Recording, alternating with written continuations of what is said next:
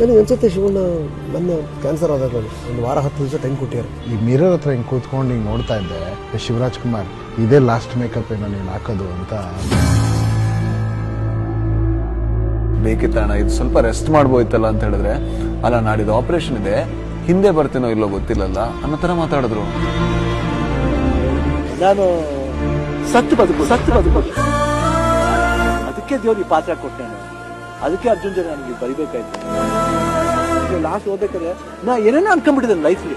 ಏನ್ ಮಾಡೋದು, ಹೋಗ್ತಾ ಇದೀನಿ, ಎಡವಟ್ಟು ಆಗ್ಬಿಟ್ರೆ ಏನ್ ಮಾಡೋದು, ನಾನು ಮೋಸ ಮಾಡ್ಬಾರ್ದು ಅವ್ರಿಗೆ, ಮುಗಿಸ್ಬಿಡೋಣ, ಡಬ್ಬಿಂಗ್ ಎಲ್ಲ ಮುಗಿಸ್ಕೊಬಿಟ್ಟು. ನನಗೆ ಅನ್ಸುತ್ತೆ ಶಿವಣ್ಣ ಮೊನ್ನೆ ಕ್ಯಾನ್ಸರ್ ಆದಾಗ ಒಂದು ವಾರ 10 ದಿವಸ ಟೈಮ್ ಕೊಟ್ಟಿದ್ದಾರೆ. ಈ ಮಿರರ್ ಹತ್ರ ಹಿಂಗೆ ಕೂತ್ಕೊಂಡು ಹಿಂಗೆ ನೋಡ್ತಾ ಇದ್ದೆ, ಶಿವರಾಜ್ ಕುಮಾರ್ ಇದೇ ಲಾಸ್ಟ್ ಮೇಕಪ್ ಏನೋ ನೀನು ಹಾಕೋದು ಅಂತ.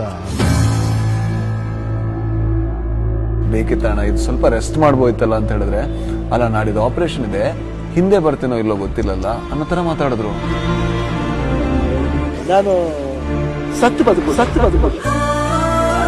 ಅದಕ್ಕೆ ದೇವ್ರಿಗೆ ಪಾತ್ರ ಕೊಟ್ಟೆ. ಅದಕ್ಕೆ ಅರ್ಜುನ್ ಜನ ನನಗೆ ಬರಿಬೇಕಾಯ್ತು. ಲಾಸ್ಟ್ ಓದ್ಬೇಕಾದ್ರೆ ನಾ ಏನೇನೋ ಅನ್ಕೊಂಡ್ಬಿಟ್ಟಿದ್ದೇನೆ ಲೈಫ್ಲಿ.